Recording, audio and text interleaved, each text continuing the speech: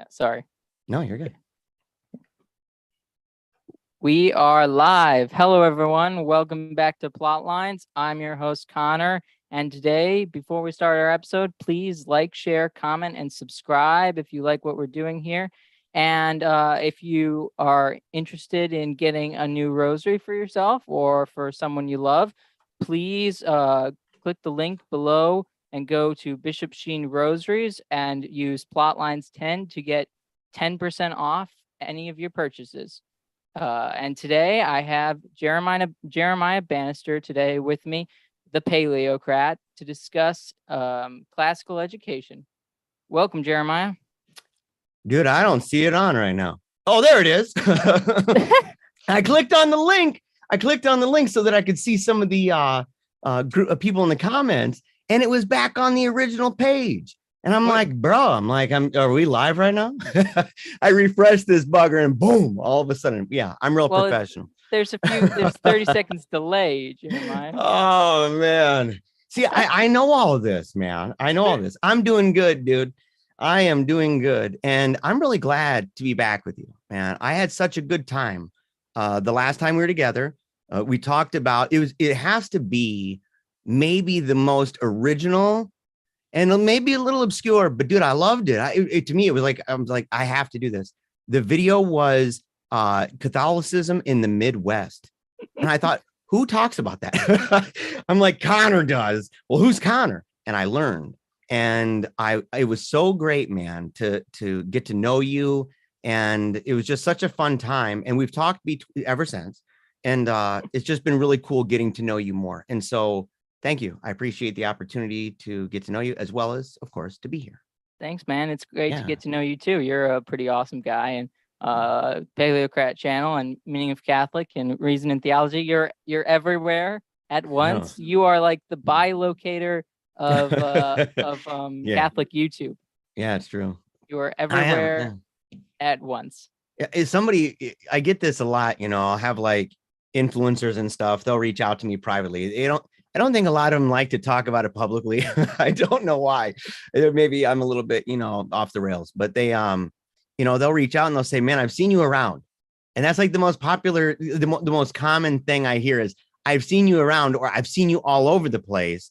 And they're like, man, you're like over here and then over there and over there. Yeah, I'm a little bit everywhere. And so, but my favorite place is Telegram. And that's where the Wolfpack chat is. So if people in the live chat, if they see any of that, right, and they see any little wolf symbols and stuff, that is the group that I have, the Wolfpack chat. And so that's the group associated with the show. Yeah. Yeah. This is going to be probably a sparse live show for listeners, probably given that it's Labor Day. I doubt a lot of people are going to be, popping in as frequently as normal. But, I heard about it all over town. I mean, dude, I was in Burger King. People are talking about it on the street, at the museum, people fishing on the bridge. So I don't know, dude, don't downplay yourself, man. Everybody around town's talking about it. It's hopping news, dude. It's hopping. Yeah. Well, let's get into the meat of the issue. What is classical education? Okay. So classical education, I want to say, first of all, a couple things about it. And that is that I'm not a teacher. Okay. Now I have taught in a classical education school before, and I was a substitute for the principal. And so that was kind of a cool honor to have. But when I went back to school, because I was a Protestant before, and I was still really into like Hillsdale, for example. And Hillsdale is a very popular classical school, both the grade school, high school, all the way up to college. And so I was really into that. And I wanted to, when I became a Catholic, I realized I can't be a priest. I mean, I had a bunch of kids already. I was married, had a bunch of kids. So I had to figure out what to do. So I went back to school and I wanted to be a teacher. But I specifically wanted to teach a certain kind of education, a certain kind of curriculum, And so I signed up to go through schooling as a teacher to get my certification through the state. And I contacted Hillsdale, and they gave me the best bit of advice in the world. They said, don't do that. Get out like now. They said, because it's going to be worse for you. because we have to deprogram you. The entire philosophy of education and the way they approach what they're doing, what are they trying to draw out of the child? What are they trying with working in tandem with parents and with church and everything else? What are they trying to do with an end goal in mind? That it has a direction and a purpose, and these things work together in a way. So basic thing is this: the trivium, right? Consists, you have grammar, you have logic, you have rhetoric. The quadrivium is arithmetic, astronomy, music, geometry. So together, these ideas form a unified idea of reality. So it puts you in a place, right? It is realistic. It's not just abstract. It's not just topic. There's a harmony to this, right? There's a unity and a diversity here, that these things are together and ultimately are a unified idea of reality. And there's 2 sites, and I meant to give them to you before the show. It's another thing I messed up on. Right? That's okay. Yeah, I'm trying, buddy. If you want, you can send it to Twitter, but yeah, I'll probably do it during the show. Okay. But so it's one of them is really easy. I mean, technically they're both easy. People can just write it down. shgr.com. That's the Sacred Heart Academy, Grand Rapids. That's where my kids go. On that channel, I'm going to cite a number of things. I think that they put it really well. But there's also another site that I felt was really good, and that is EdSurge, so ED, and then Surge, right, .com. So, and there's an article over there about technology that we can refer to, and that's by Dana Weeks. But the idea has been, I like the way that Sacred Heart puts it. They said the best that has been thought and said. That's how Matthew Arnold, the first chair of English literature at Oxford University, defined the content of classical education. And by the best, he did not mean the most difficult or even the oldest, but rather those works which meet a standard of excellence by addressing the essentially human question: who are we? Where did we come from? What is the good life? And how do we teach it? Okay. I would add to that, how do we reach it? And I think that I think that the school does that. I mean, without a doubt, a lot of these schools do this. With Sacred Heart, where my kids go, one of the things that's most especially unique about this is that they incorporate so much of our life as Catholics. Okay. There's a centrality of the faith. And the reason why, the way they describe it, they say, we're here to help young people know and love the truth. Who the church teaches, of course, is a person. That's Jesus Christ. Every day starts with prayer of the church at a Holy Mass. And we don't just ask our students to go to Mass, we teach them to make the Mass the source and summit of each day. The Holy Mass integrates time and space, history and science, math and music, even gym class, by reminding us of what's important, the end of all we do, relationship with and worship of the truth, our Lord Jesus Christ. And of course, each day at noon, they remember that the word became flesh when the Angelus bells ring, recalling that truth that has been made infinitely accessible to mankind. And everything that they do keeps that in mind. And so not every classical school is Catholic.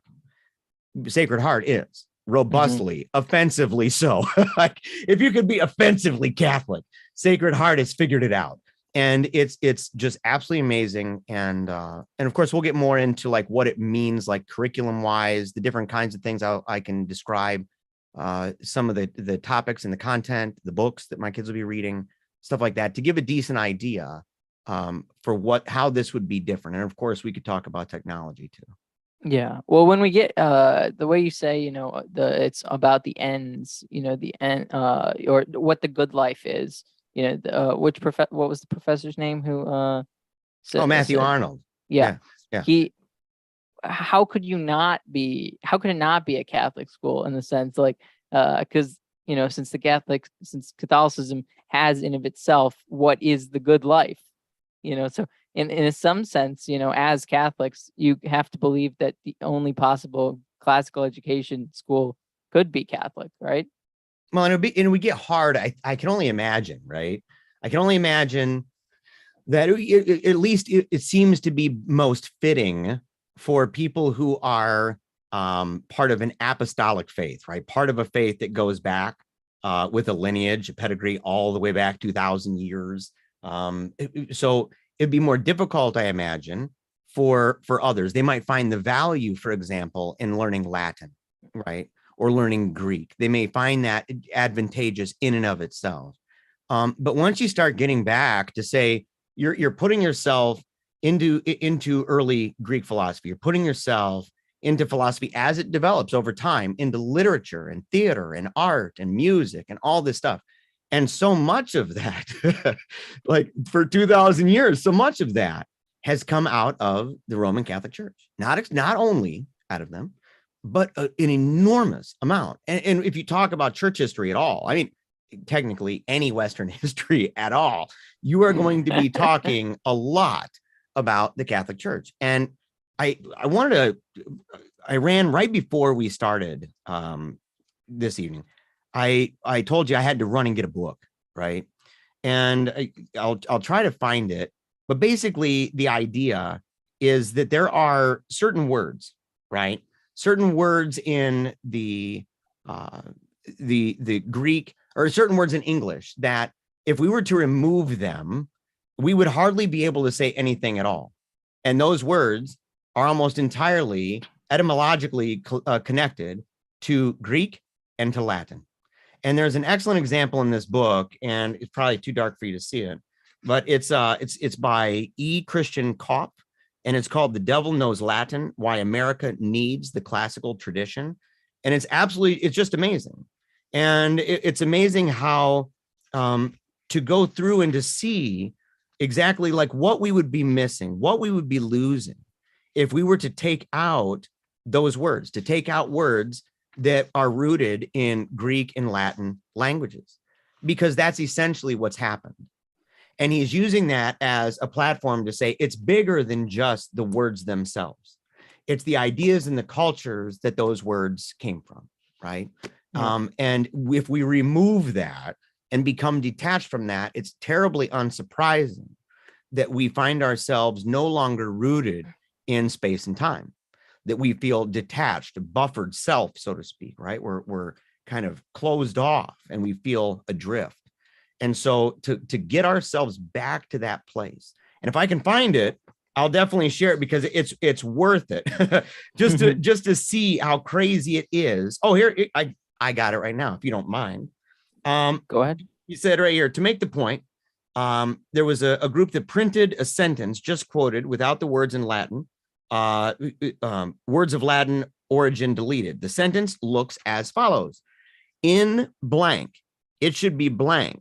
Okay, well, let me read the sentence first, because that's what it's like. That's what it's like without it. Please forgive me for that. So the idea, it said this: in sum, it should be evident. This is the sentence. Okay, this is what it would be like in our language as we're speaking, and everybody would be familiar. In sum, it should be evident that there is a considerable degree of continuity in the core of the English vocabulary between Old English times and the present. So if we were to take out just Latin, right? Just Latin, in blank, it should be blank, that there is a blank of blank in the blank of the English blank between Old English times and the blank. I'm impressed that English survives. It wouldn't. Well, like the word English. Yes. Yeah, the word English. Yeah. The word English is like the only word that of substance that actually survives. Yeah, but the language would be toast. Well, yeah. The language, yeah, we would not even be able to meaningfully communicate. And that's one of those things that classical education is trying to bring back and to remind us always of the inheritance that we have from the democracy of the dead. Yeah, that's so interesting, especially just English itself is a combination of so many different languages that if you remove the history of such languages, what do you have? You have it just you only have the postmodern, and that's tearing our world apart. Is not having a memory. Yeah. I mean, you wouldn't. Yeah. And we live in this time. I mean, we really do. We live in a time where so many people feel just radically, like to their core, disconnected from their past. They may even loathe it. They may mock the democracy of the day. A bunch of dummies back then, right? A bunch of stupid idiots. I would challenge any of those people brazen enough to say that. Go read yourself some Aristotle. Go read yourself some Plato. Go read yourself some Sophocles. Go back and tell me how it works out for you. Read yourself some Bonaventure and Aquinas. Go ahead and do it. And just tell me how stupid these guys were. They're asking the same questions you are. They're dealing with the same kind of issues that we deal with now, right? The one and the many. How do we have unity and diversity? What is reality? Can we trust the senses? What is, if everything's in a state of flux, what is being? But if there's being, how do we have becoming? These questions, I'm Jeremiah, but I'm growing older by the nanosecond. It's kind of lame, believe it or not. Not very happy about that. Wish I could put the old pause on it, a little easy. But the thing is, I'm growing older. I'm changing. And yet I'm me.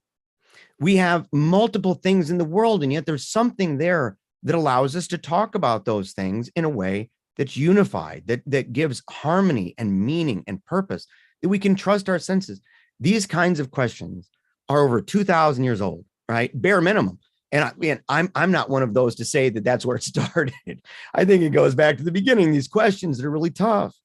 And so to place ourselves back in that place, to no longer marginalize the past, to no longer marginalize those souls that went before us, but instead to find in them our ancestry, our kinship, and not just of the flesh, right? Not just of my genes in the universe, right? Passing along the genes, but deeper than that, bigger than that, the idea of culture, the idea of language, the development of numbers and the crazy wild stories behind some of them, like the number zero, like crazy stuff, the impact of technologies on societies, the development of schools and schools of thought regarding political economy, all of that, to place yourself back in that and realize that you are part of this, and that without them and what they did, you would not be who you are, and your world around you would not be what it is. In fact, if you look around and just imagine all the things and how many things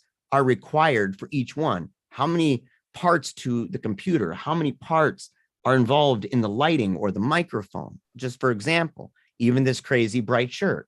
So, you know what I mean? Like, well, if you didn't have a bright shirt, we wouldn't be able to see you as we experimented with. Yeah, you wouldn't be able to see me.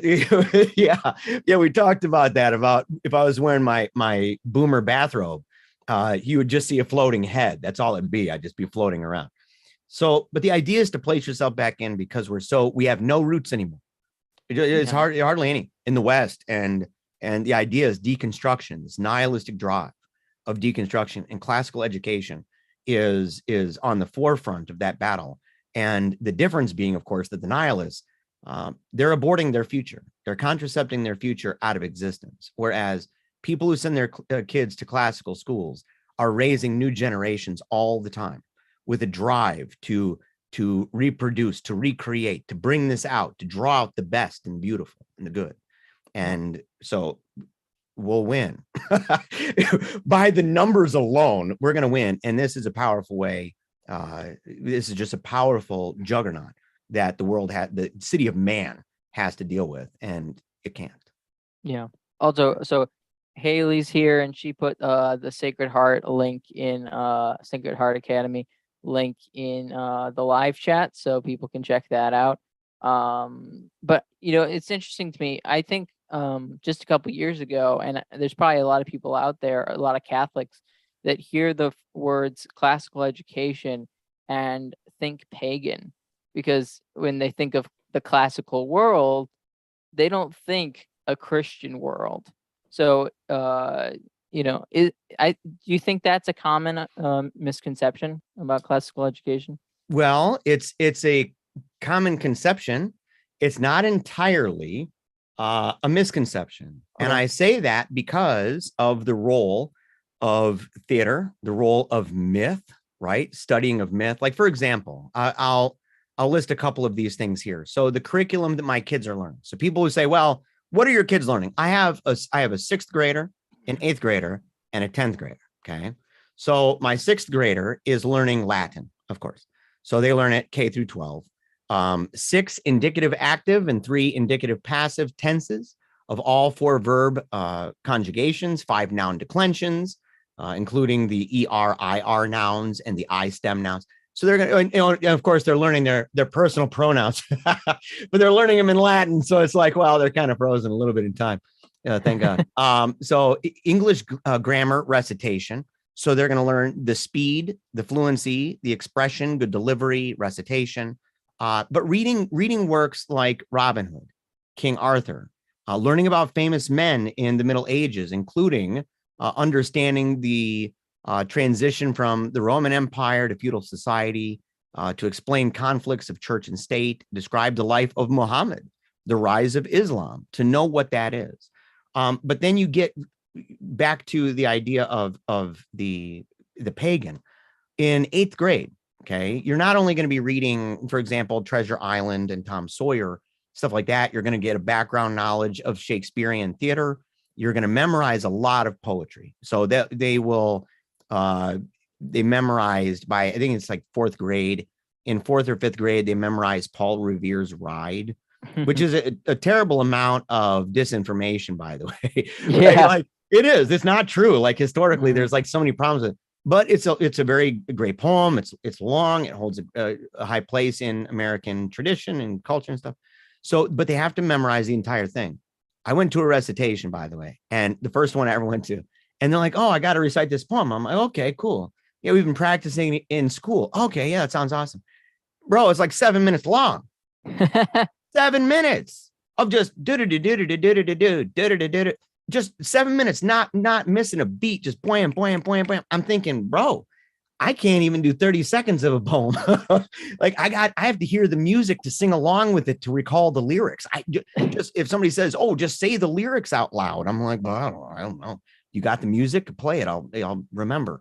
But with them, it was awesome. So you'll have that, right? But you'll also be doing readings about Homer, right? Key places, characters, readings, analysis from the Iliad, as well as the Odyssey. And then when you're in 10th grade, you have other things, Medea, the plays of Euripides, the Orestian trilogy, the 3 Theban plays of Sophocles, classical rhetoric, material logic, which is wild. I mean, you're in 10th grade, master significant terms, principles, and theories, along with their important historical context and development. The 4 causes: formal, material, efficient, final. The 10 categories, 5 predicables, and the Porphyrian tree. I don't even know what that is. Principles of their division. I get lost in rhetoric, like this types of thing, like philosophy and stuff like that. I am not as well versed in such things. Yeah, so they're going to learn about that. They're going to learn about, I think in 9th grade, they were reading Plato's Republic, for example. So like there's a lot of that. So you're going to have, and even Norse mythology, like they will know where these things come from. Otherwise, how are we, we can say, oh yeah, well, Thursday and Wednesday, and we have different names for this.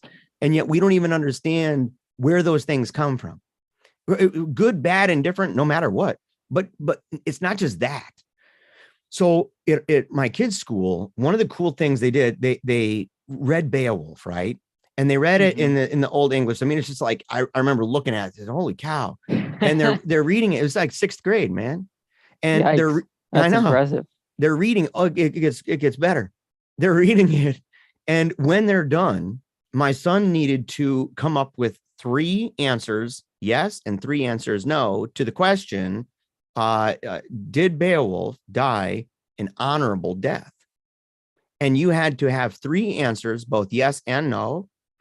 And then in class, you are going to be called upon in order to defend your case. And you don't pick. And you have to go in front of the class and defend your position. Bro, it's like 6th grade, man. Yeah, I said, what is this? I don't think college students are ready for that. Yeah, it might have been 7th grade. Either way, You're talking pre-high school, you're talking nervousness, right? But they're learning not just Bible class, not just medieval, looking at the saints, looking at the scholastics. They're learning about the literature that the scholastics were reading. They're learning about the literature that set off the world of what we now call theater, right? Screenwriting, stuff like that. And the myths that made those cultures what they were, with their art, with their, the various mediums they used. So there is an element of that where you will be learning this. But if you are a Christian school and you got Christian parents, and like my kid's school starts out with mass every day, and the idea is the incarnation and the Lord, you're not syncretistic about this. You're not mixing it up saying, well, let's mix in a little bit of the voodoo nonsense with this. Well, you're saying this is what the apostles and those who came after the apostles, when they went out, and Paul in Acts, when he went out and he spoke to the Greeks, these are the kinds of people he's talking to. When the second century folks end up going out and they're spreading the gospel, what world was it that they were going to? Second and third century. Who were they going to? And what did they believe? What were they like? And how did that group, once it embraced Christianity and you saw Christendom just explode, what influence did those things have? And what fights and stuff? And how did that develop? So that would be the dynamic of pagan in that sense. Yeah, no, it makes sense. It sounds like they're going to write Lord of the Rings at the end of at the end of their schooling. Yeah. They're gonna have all the knowledge that J.R.R. Tolkien had when he wrote Lord of the Rings. I mean, that was the education of the time. I mean, or of his time and his contemporaries' time. Why do you think this isn't the norm? Why classical education's not? Yeah. I think for a host of reasons. I think for a number, and I talk about a lot of this kind of thing in a series, and it's the only real self-promotion I would do, is it's about a series about a book called How Not to Be Secular, reading Charles Taylor. Charles Taylor is a Catholic philosopher who wrote this huge, massive tome. It's like 1,000 pages, basically. It's gigantic. And it's called Secular Age.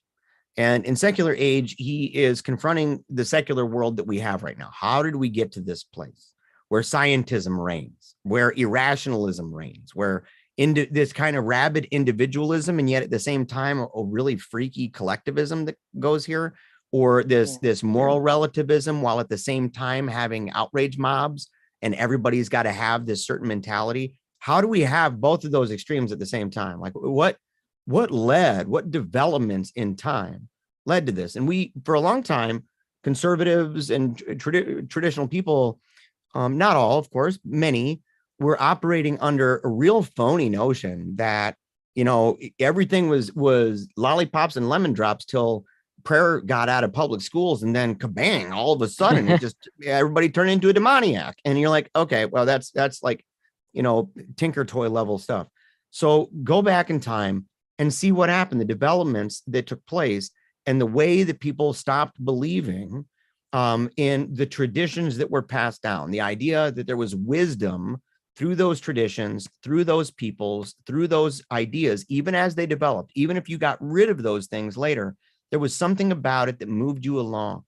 And there was something about it that you can find a charitable way of even reading the past, to say, instead of looking at them and saying, oh, a bunch of dummies, stupid idiots, to recognize yourself in a mirror a little bit and say, you're probably a fat slob sitting down in front of Netflix all day long, maybe tapping your, thumb on a phone or something.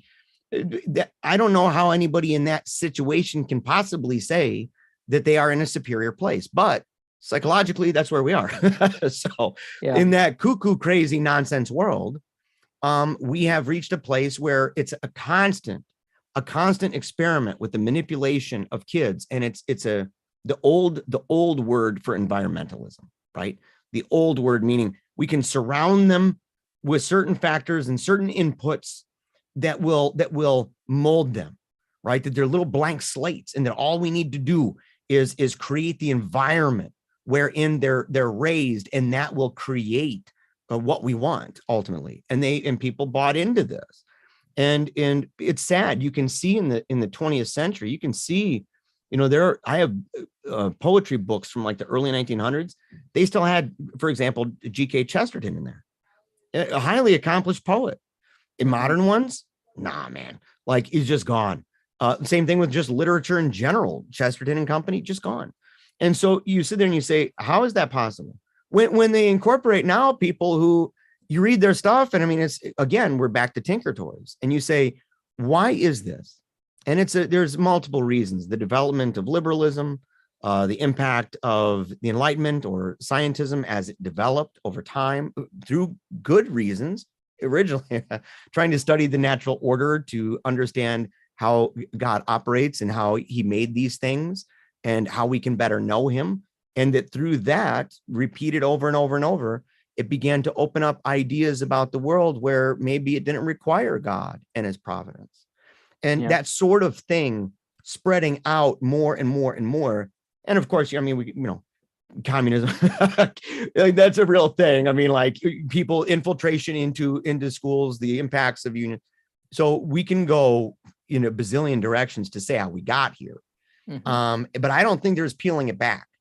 Maybe that's a better thing to say, rather than the long, convoluted path to get to this nihilistic hellscape. To really face the question of, is it possible to roll that back? Or are we at a place, because a lot of people would like to re-infiltrate, to say, well, I'll run for school board or I'll do this. And those are all noteworthy and praiseworthy things in and of themselves. The difference is, and they'll say, well, that's how they did it. And you go, I know, when there were like, schools and churches and such, where there was no union, there was no bureaucracy, not like it is now. And you go, now it's a deep state. I mean, the certification board, the way that they do textbooks and all of that, you're talking bit by bit by bit by bit by bit by bit.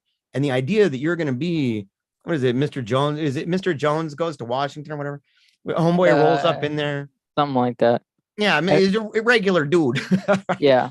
Yeah, he rolls in, and next thing is, I'm here, folks. I'm here gonna. I think it's Mr. Smith. Mr. Smith, Mr. Jones. I don't know. That's keeping up with the Joneses. Yeah, keeping up with the Joneses. Mr. Jones. He was the neighbor that tried to keep up with Smith, or Smith wanted to keep up with Jones. We don't want to keep up with Jones, because Jones is the standard secular person, I would say. And so it's like, So Jones is, So Jones is the guy that's already there. Mr. Smith, he needs to keep up with the Joneses. So he ends up going in there, but he's not qualified like the Joneses. And he doesn't know how to manipulate a system like the Joneses. And he's not involved like the Joneses. So he goes in, and in Hollywood, he's there to make a big deal, blah, blah, blah, blah, blah. And he's all of a sudden going to change the world. It's a Wonderful Life at the end. I mean, the probability of everybody rolling into that house, just throwing lemon drops, lollipops, and buckets full of loot all over the place is highly unlikely. Like, oh, You're telling me now? I'm telling you now, buddy. I hate to say it, but I think that it's analogous. I think that's also true, sadly, of efforts to infiltrate the public schools and to change them. And I think people are accepting this, man. More people are homeschooling than ever before. You have more people doing classical education, cooperatives, mixing it up like Sacred Heart does. We have homeschooling networks and individuals who may not be part of networks, but then they network with us on, let's say, Tuesdays and Thursdays, which would be the day where we have adoration and benediction on Tuesday, and where we have the Latin Mass on Thursday. And so those 2 days are the days they come. And so, and really that the school itself was founded and formed. But I think originally, and if I'm wrong, somebody from Sacred Heart corrects me, but I think that it began with a lot of homeschooling parents pushing for that and working together to say we need a diversity of labor, right? A division of labor that brings people together and can fulfill these needs that we have and desires we have for curriculum. And that from that and the work of Father Robert Sirico, those things came to fruition and are now called Sacred Heart Academy of Grand Rapids.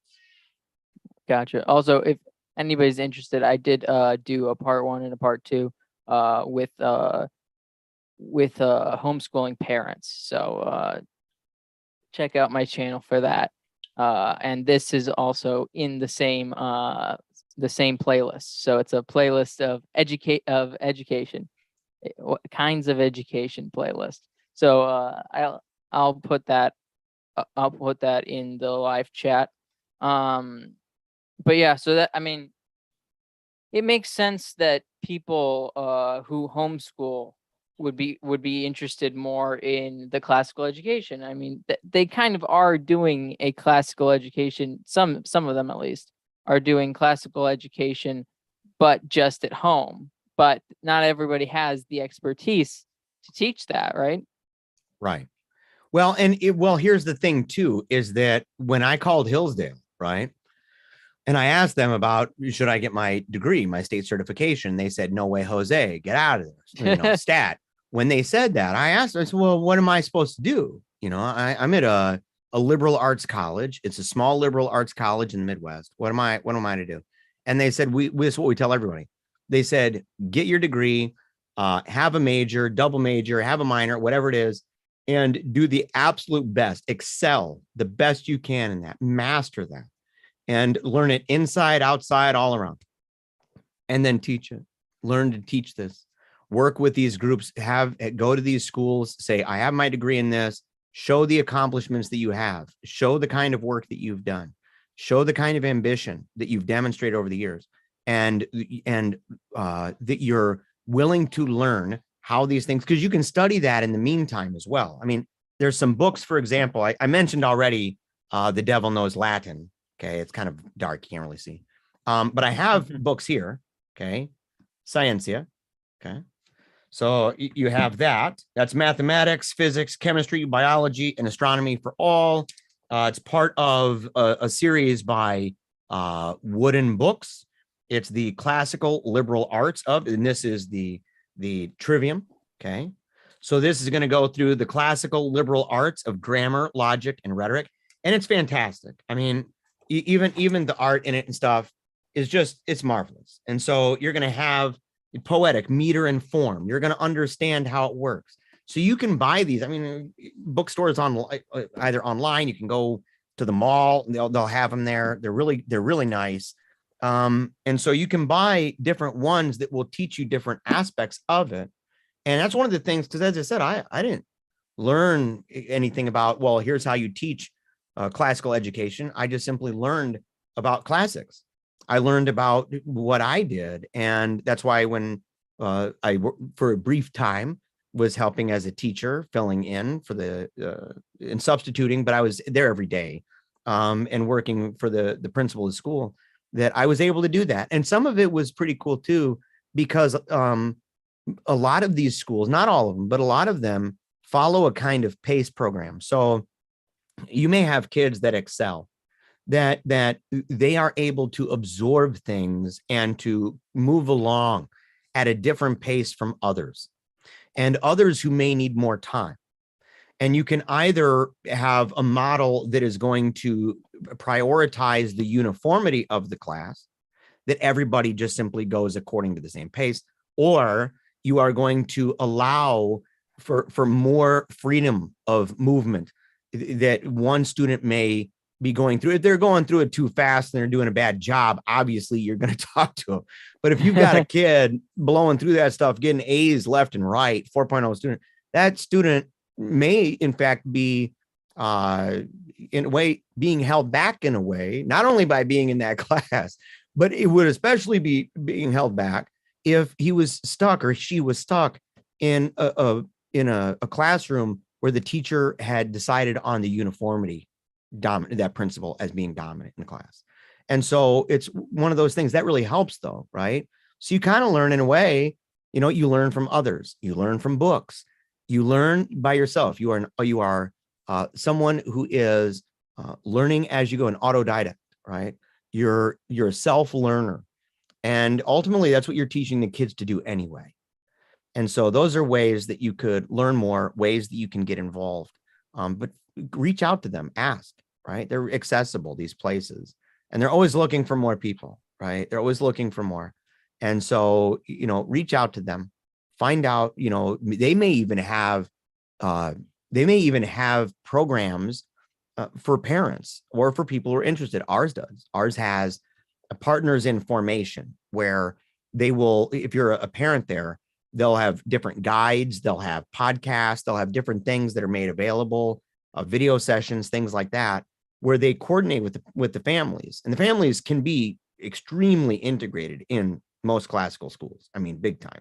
So there's not that barrier like we saw during COVID with public schools, where even when they're at home, they weren't allowed to let their parents see what was going on. And no wonder why. I mean, it was just gobbledygook communist nonsense. So, it's like, when wasn't it gobbledygook communist nonsense? Well, yeah, but they were behind the curtains, dude. Mm-hmm. And then all of a sudden, like, wait a second, we're in the houses now. That means parents are there. Wow, no. And so they were freaking out. Yeah, they're freaking out. It's kind of like shining a light in dark places. Yeah, it's true. The darkest of places, also known as public schools. Yeah. And so that's and now they're just riddled with political activism. That's why we took our kids out. More than anything. Yeah. I mean, I don't know if it just started, if it just recently exploded, sort of thing, but it's still amazing to me how corrupt everything has just kind of bursted up in the last 5 years. Oh, it's gone through the roof. There was definitely a breaking point in 2016. Right, there's a certain guy in an escalator in New York. A lot of people they were really rankled. They were really upset by that guy, and so they flipped a lid. They lost their minds. You have serious derangement syndrome going on, and it's not a joke. That's a serious problem. No, yeah. I've seen people, individuals that are otherwise reputable people. Otherwise, if you saw them on the street, you wouldn't think that they're in a room rocking back and forth, playing with Play-Doh and blowing bubbles because they're traumatized by Orange Man Bad, right? Like that's, and you go, oh my gosh, like something's wrong. But that world was woke. That world became activated, and you all of a sudden it was trickling in. But now it's at a point where there were walkouts all the time. We're talking my kids at the time were kindergarten, second grade, fourth grade, or fifth, third, first. Dude, I'm like, are you serious right now? So walkouts, and they're like, we're walking out right now, third grade. And I'm like, no, you're not. Get your butts back in there and actually do some work. You don't even know what you're talking about. One question in and you're ridiculous, no offense, but you're absurd. So, but the schools fueled that. The schools, the media, they loved it. They were, you could get pictures, and then they started incorporating, man, we need to listen to these young people. I'm like, no, you really don't. Believe it or not. You need to teach them. Yes, they need to be taught. Actually, but not by you, because you're terrible. I mean, right. If your mentality is we need to listen to the young people, you've lost the lost the plot of what's going on. You need to be out of there, and someone else needs to teach these kids. Big time. And that's what people are doing. And so people are saying, I can't deal with this nonsense anymore. I can't deal with the hyper politics, the politics and the way it's constantly infused, the cultural gender bending stuff that's constant, right? And so, I mean, we had that even in fourth, fifth grade, and you're seeing it. It's at this point a trend. And so, by the numbers alone, it's radically unrealistic. like even if someone wanted to take that really phony idea that a certain percent of the natural world has people kind of in that way, the idea that 20-something% of a certain generation is like, oh yeah, I'm totally that. No, you're lying. You are literally doing it because right now you are radically disconnected from everything. Your family life probably sucks. Okay. In fairness, your dad might not even be around. And if he is, he's a wuss. Your dad is the kind of guy that's effeminate. Maybe he's doing wicked, bad, Coomer-like things, bad, naughty things. And it's made him in a way that marriage is garbage. social media has impacted your family and your neighborhood, you are toast as a kid. And so on the one hand, we can kind of mock and joke, but it's deadly serious. These kids need help. They can't defend themselves from these people who are fanatics, enthusiasts, and they are using their power in a way to manipulate and mold little minds. And those aren't just minds, they're souls. They're souls with a destiny. And we need to detach a little bit without forgetting the political dynamic of this and the economic dynamic of this, to bring it back to the religious one that sees these children as made in the image of God, and to see those who are manipulating the same, but that those manipulating and those using this, that they have completely drank the Kool-Aid. And at this point, they're cuckoo bird nonsense. They're crazy. They're out of their mind in sin. Their world is completely disordered. And the only way out of that is God. But you don't just say, well, I have God, therefore I don't need anything else. I'm just going to roll along and do my thing. There's a lot of people in public schools who are enduring this and going through crazy things who believe in God. What they need is that, and they need community. They need a culture. They need a place in history to understand themselves. And they need order. They need virtue. They need guidance. They need people who are not going to be there to play the puppet master, but to be there to say, I am here in tandem with your parents, in tandem with your church, in tandem with all of those people who came before, to help you to become the greatest you that you can be, that God made you to be. And I think that classical education, so much of it, not all, there's probably scumbags in different ones, right? I mean, you can't say they're all great, but there's probably bad apples or whatever. But so many of these schools are doing a tremendous job in harnessing that, in fostering that, and in doing their absolute best to look from the end back to the beginning, as well as the beginning to the end, and say, what is the final end? What are we made for? And how do we factor into that? And that, I think, coupled with that evangelistic drive to reemphasize the young, to reemphasize the broken, to reemphasize the really wussy dad who needs to do a better job with his life, those people, to reemphasize that, and then to draw them in and to provide resources for them to help guide them and foster that in their lives. Yeah, no, I mean, that's beautiful. And I love that we're talking about that element of classical education. I also think people fear that classical education doesn't have enough, or doesn't teach in the area of science and engineering and stuff like that, mathematics, where they can be prepared for college level engineering and stuff like that. So can you talk a little bit about what they have for that? For technology. Yeah. Of course. So here, let me get my notes back up here. So, okay. So there's a really good article right now. People can go check it out over at edsurge.com by Dana Weeks. And in that article, it says that, there's a classical education. It has a focus, of course, on philosophy and inquiry to gain knowledge, develop innovative thought while examining issues, of course, through a moral lens. But how does a philosophy that has been taught for centuries stay relevant in an education age immersed with iPads and apps and careers that are driven by the digital economy, automation, and personalization? So they're familiar with the fact, right? They're not disconnected from the universe, right?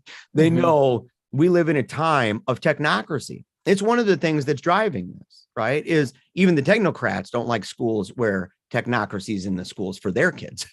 So we're recognizing that and saying there's a reason for this. But there's a modern myth, okay? And that is the classical education. If you go that route, you'll never know anything about games or nothing like that. Number one, you have kids at home. School is only a certain amount of the time of the day. For example, my kids, they definitely know how to use apps and know how to use the internet. but they weren't able to do any of that until they'd reach a certain age and maturity level, right? As parents keeping an eye saying, where are they in this stuff?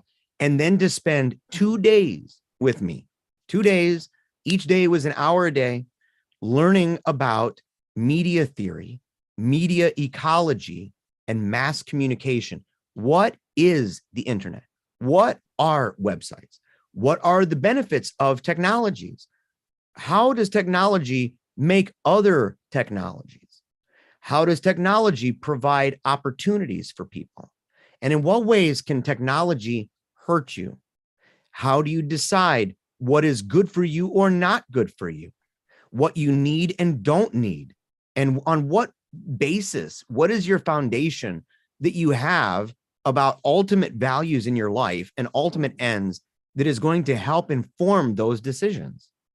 And at a classical education school, you're getting that. You're not getting that at a place that, is basically taking the same educational model as Sesame Street and just putting it into a classroom and saying, well, there's enough.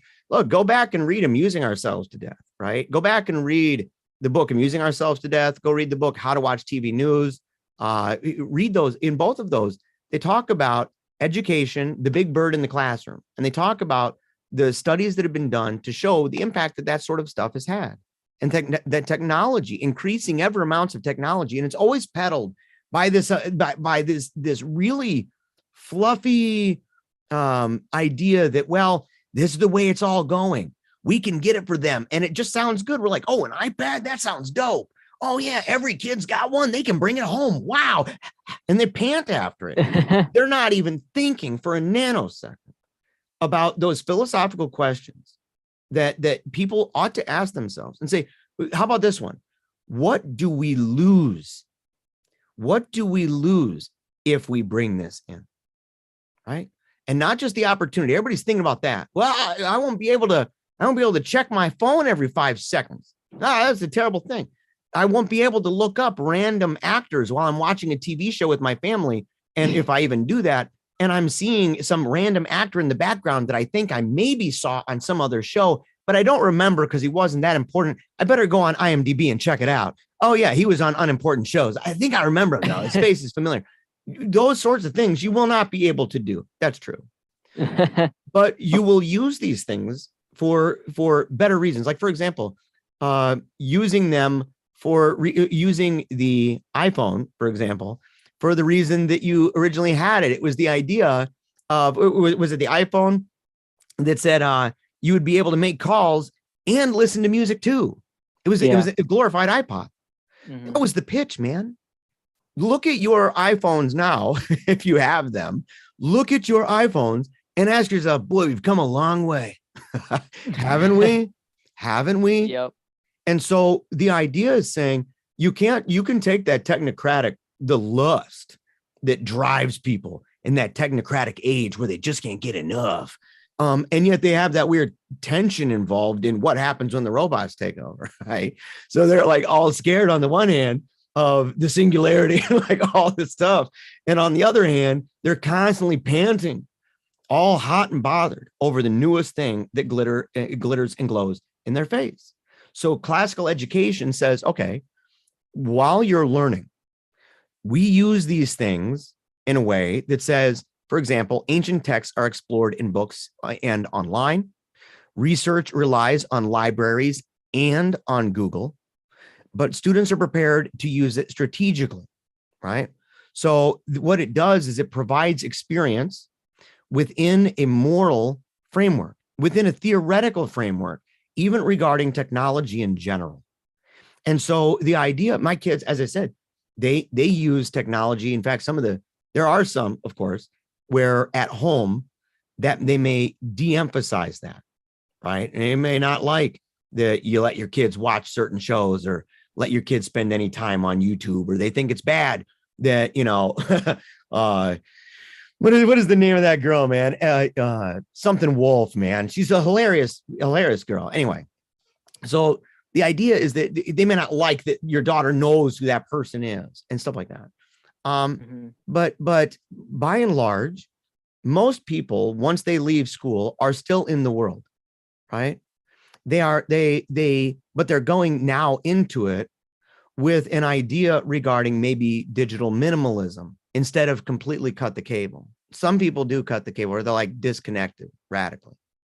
And I've seen great things come out of families like that. I'm not here to dog that. I don't do that. I'm on a computer right now. It'd be kind of silly. I mean, it doesn't work.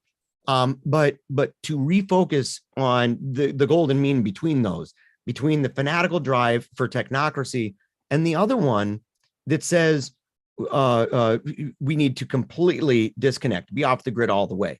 In the middle there is a kind of movement of people who are talking about digital minimalism and the thoughts that go into that, and asking, what kind of world do you want for yourself?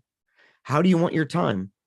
And it's cool because the idea that you're helping kids to get a job in a tech field because they play a lot of video games, I mean, good luck with that. But if you're, so if it's an undirected thing that just says it's just luck or happenstance, it just worked out that way, that kid also happened to like, certain things about electronics that would be better suited and fitting to jobs in the future that are more accessible, right? That are not basically the NBA of the digital world, right?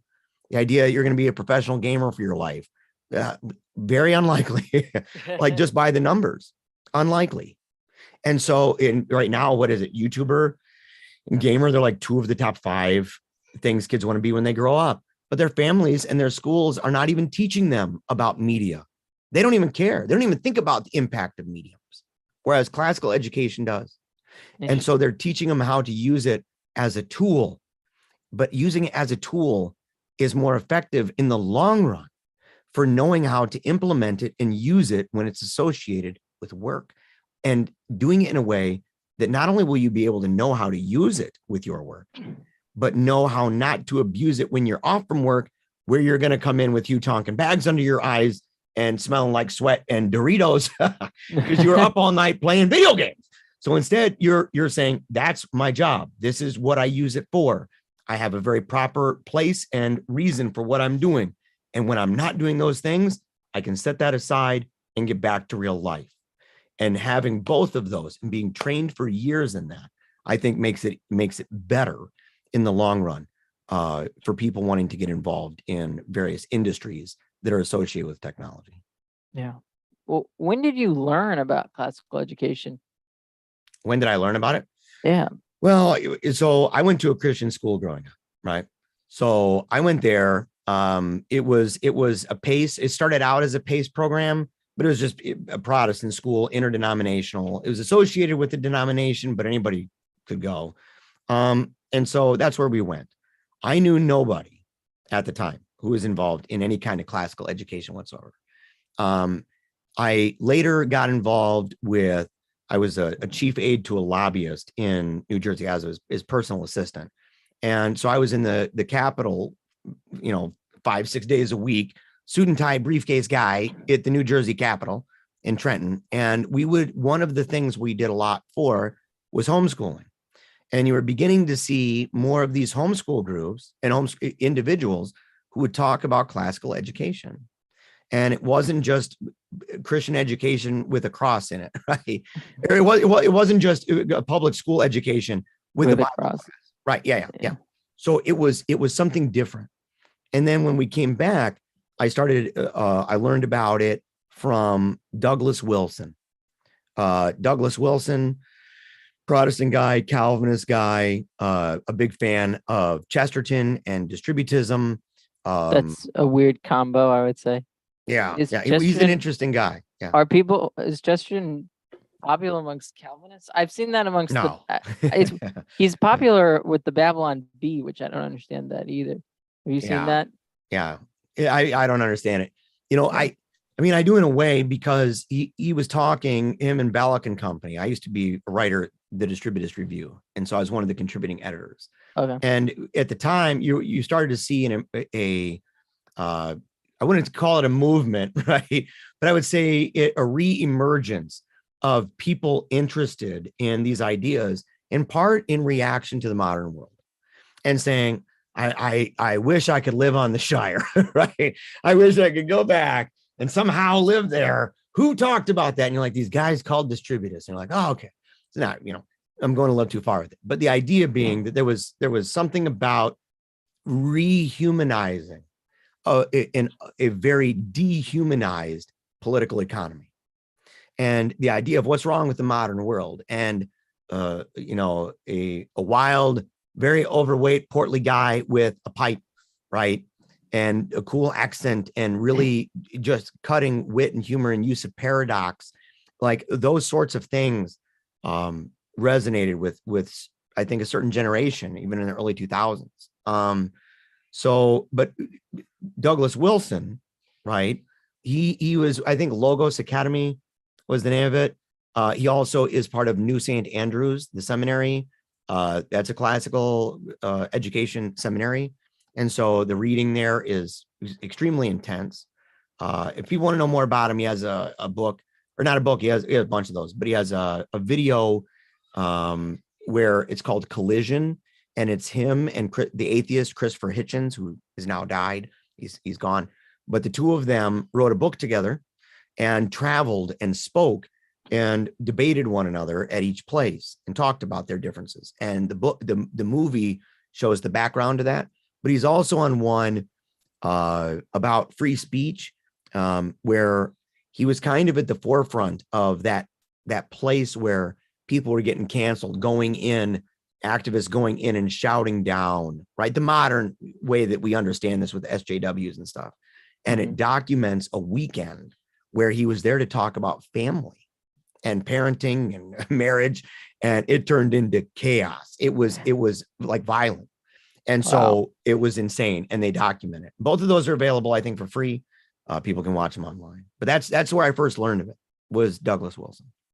Gotcha. Okay, cool. Yeah, I mean, classical education is one of those I think key elements of the society that we need to have to gain any level of control over our lives and the lives of our children.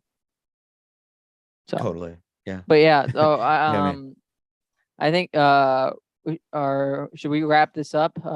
Yeah. Anything you want to say before we go?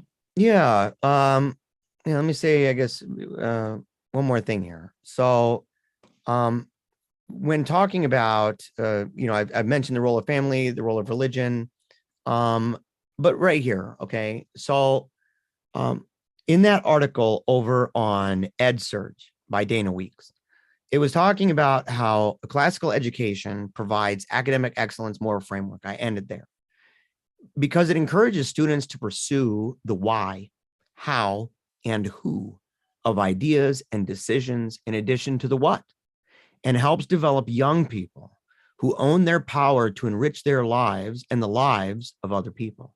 Directly and indirectly, a classical education offers a deep, lasting preparation for college, careers, and living a meaningful life by encouraging its two guiding principles: wisdom, virtue. Learning how words are joined, for example, in language, where people came from, who debated, who fought for what and why, and the role of religion, art, music, animals, and food on culture, to better understand modern subjects and the things that we face in the modern world, and how these ideas, to even go back and to ask ourselves, are these controversies, are these difficulties that we're facing, are they really that new?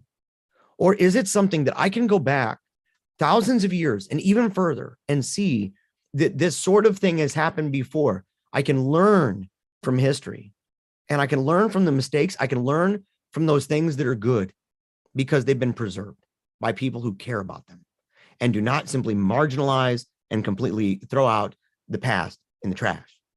And so in doing that, in identifying those themes that guide their thinking, this process helps to build skills in strategic and analytical thinking. And more than that, it sending them particularly to religious classical schools. I think most would identify as that. Most are.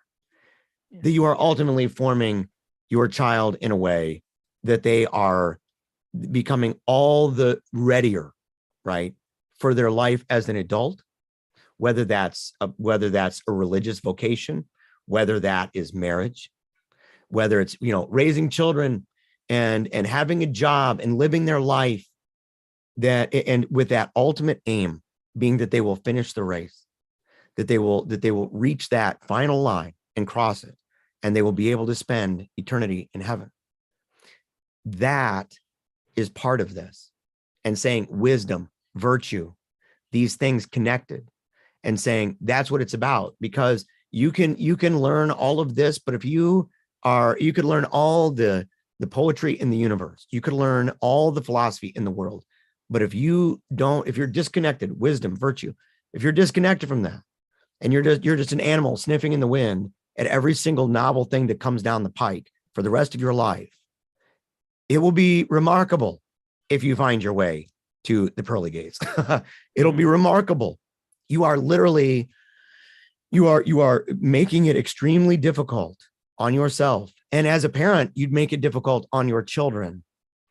And to provide those inputs in their life, those people alongside them on a journey with them, accompanying them through these years in their life to help nurture those elements of life that result in what we call wisdom and what we know as wisdom and virtue, and how that plays a role through the remainder of their time, even after you are dead and gone.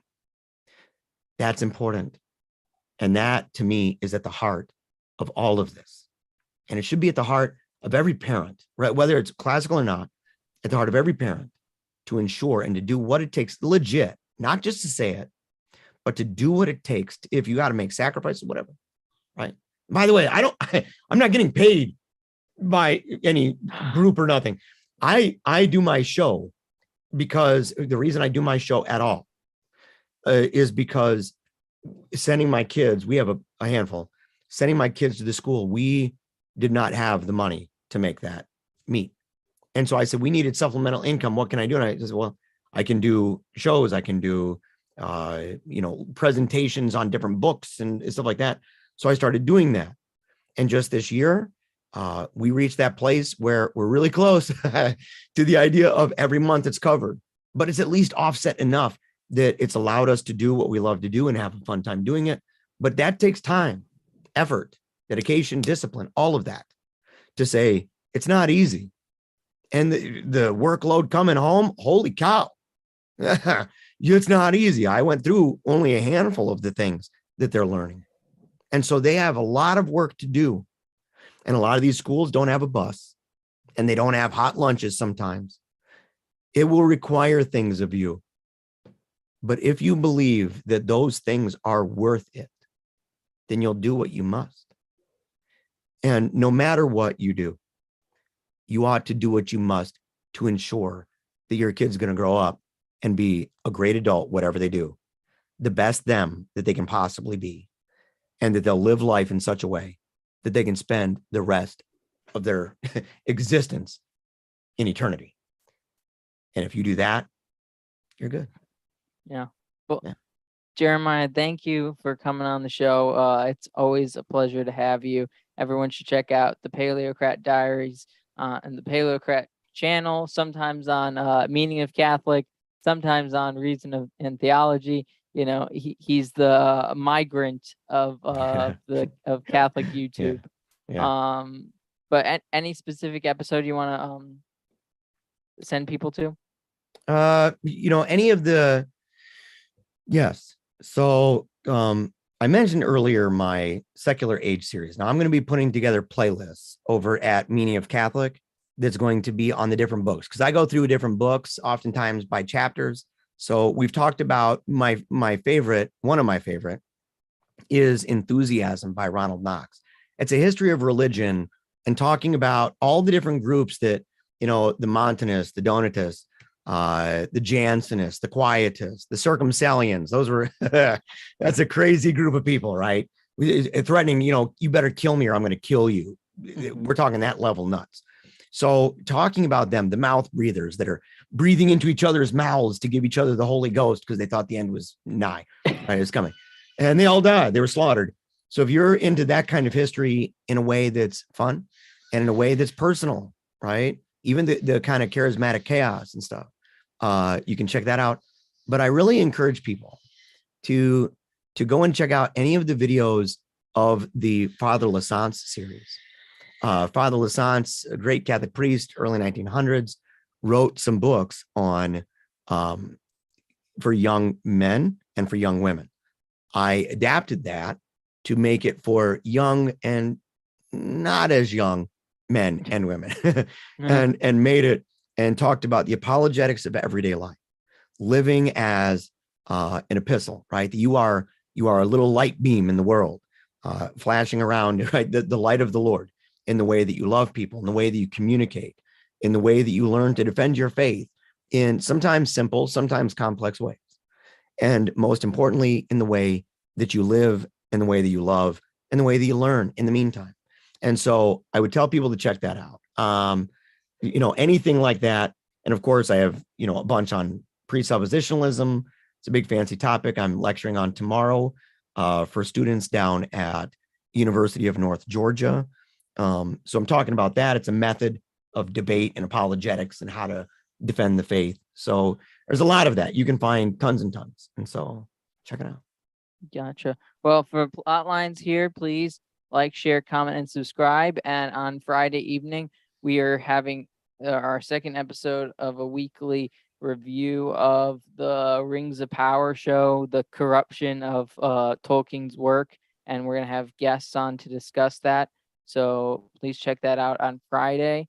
And thank you all for watching. See you all next time. We should wait just a few seconds before so it can catch up, but hold on.